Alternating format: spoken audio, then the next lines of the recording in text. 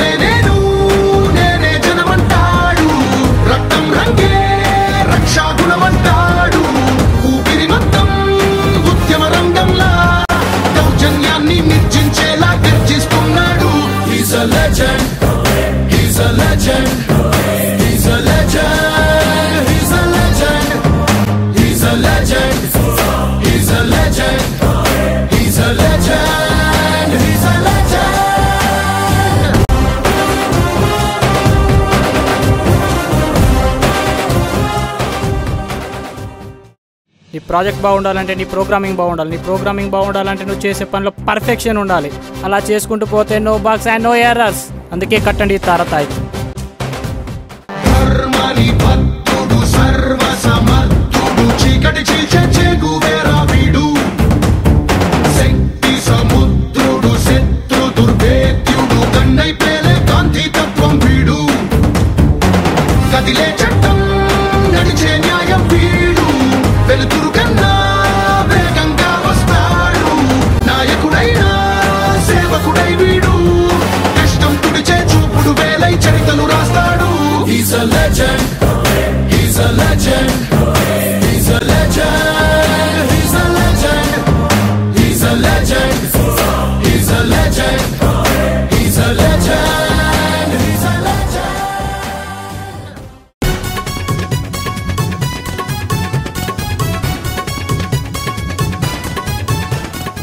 ఎవడు పేరు చెప్తే బగ్స్ భయంతో బెంబలెత్తిపోతాయో, ఎవడు పేరు చెప్తే టెక్స్చర్స్కి టెన్షన్ పడుతుందో, ఎవడు ప్రాజెక్టులు ఉన్నాడని తెలిస్తే క్లయింట్లు కటౌట్ కడతారో, ఎవడు మాట్లాడితే మేనేజర్స్ మైండ్ బ్లాక్ అవుతుందో, ఎవడు కోడింగ్ చేస్తే సారీ అతడే మీ ముందుకు వస్తున్నాడు.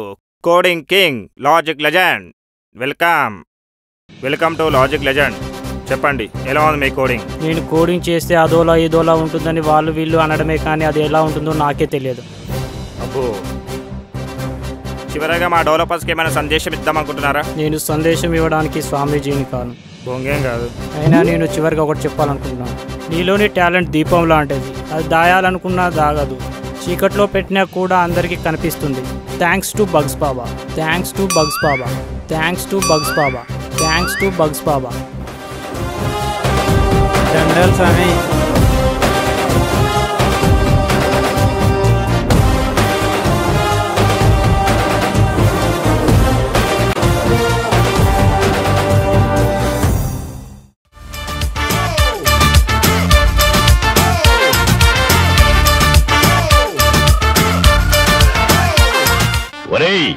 ఇందాక నుంచి సైలెన్స్ ఉంటే అరుస్తున్నాను, ఇంకా ఏమిటా మొద్దు నిద్ర?